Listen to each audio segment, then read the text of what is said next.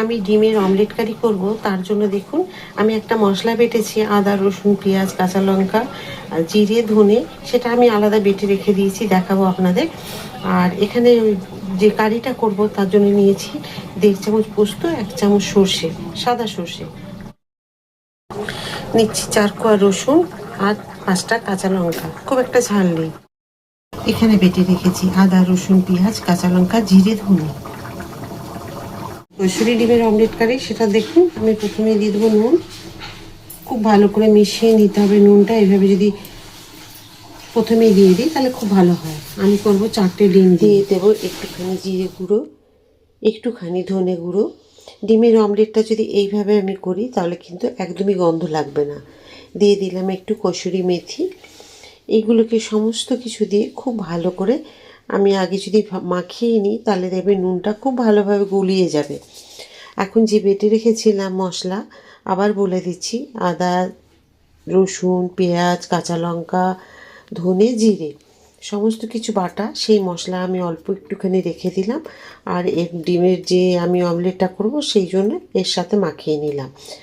এই 4টে ডিম দিয়ে আমি আজকে অমলেট করব, তো 2টো ভাগে করব, তো একসাথে গুলিয়ে নিলে সুবিধে হবে সেই কারণে। তো যাই হোক, আমি এখন এটাকে ভেঙে নেব ডিমগুলোকে সব।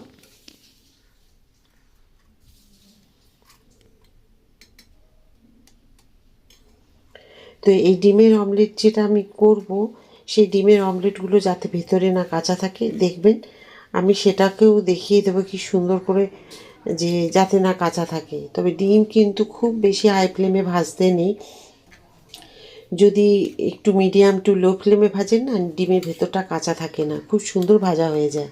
তো দেখুন আমি দিয়ে দিলাম অর্ধেকটা, আর অর্ধেকটা আরেকটা ডিম ভাজবো। তো এইভাবে উল্টে নিলাম, ডিমটাকে একদম মিডিয়াম রেখেছি। তো এইভাবে ডিমের অমলেট কিন্তু ভাজা হয়ে যায় আর খুব সুন্দর হয়। আর যেইভাবে আমি মশলা দিয়ে ভাজছি, একবার ডিমের অমলেট এইভাবেও আপনারা গরম গরম খেয়ে দেখবেন, খুব সুন্দর লাগে। তো অবশ্যই কিন্তু পেঁয়াজ দিয়ে যখন আপনি দেবেন, লঙ্কা পেঁয়াজ এগুলো, তখনই কিন্তু একটু নুন দিয়ে মাখিয়ে নেবেন, দেখবেন নুনটা খুব ভালো গলে যায়।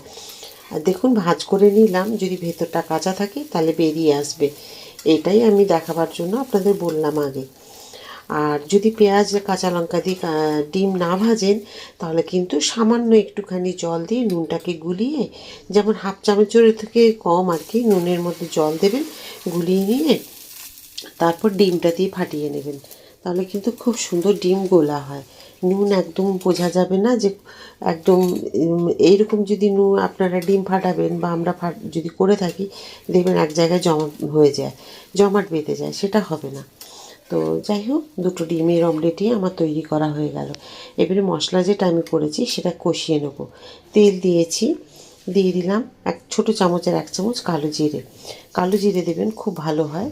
আর দিয়ে দিলাম একদম ঝিরিঝিরি করে কেটে রেখেছি পেঁয়াজ, সেই পেঁয়াজ দিলাম। তো কালো জিরে এই রান্নাটা দিলে খুব সুন্দর গন্ধ আসবে। আর যে একটুখানি ডিমের অমলেটে দিয়েছি মশলা, বাকি মশলাটা এখানে একটুখানি ভেজে নেব। খুব বেশি সময় লাগবে না ভাজতে, 2 মিনিট মতো ভেজে নিলেই হয়ে যাবে। তো মশলাটাকে আমি ভেজে নেব, তার জন্য এখন দিয়ে দেবো হলুদ, দিলাম পরিমাণ মতো, দিয়ে দেব এখন একটুখানি আমি জিরে গুঁড়ো, একটুখানি ধনে গুঁড়ো দিয়ে দেবো, এখন একটুখানি পরিমাণ মতো যে নুন আছে সেই নুন দিয়ে দিলাম এখন। তাহলে কি মশলাটা কষানো হবে আর পেঁয়াজগুলো খুব সুন্দর নরম হয়ে যাবে। পরিমাণ মতো একটুখানি ব্যালেন্সটা রাখার জন্য দিয়ে দিলাম চিনি।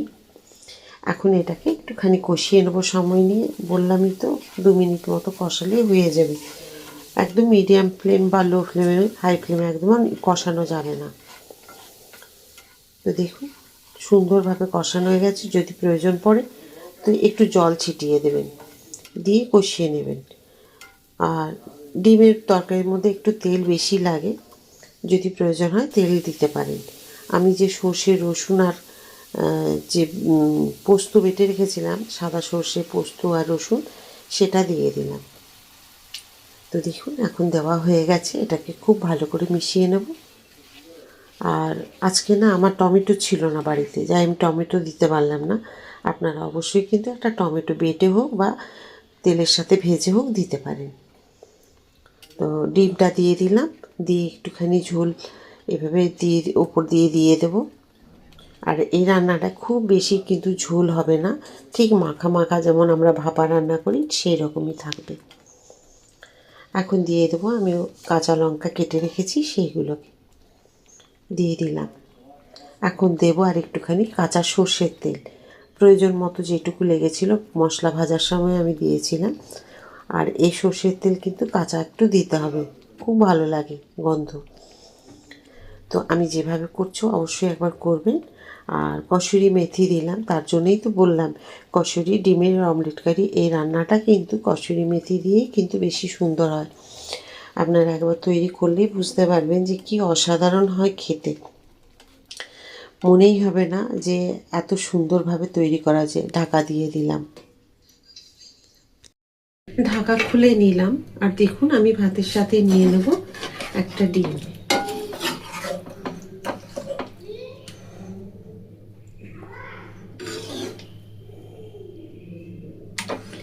এই যে দেখুন কসুরি ডিমের অমলেট কারি যে রান্নাটা আজকে আমি করলাম, আশা করি আপনাদের সকলেরই ভালো লেগেছে।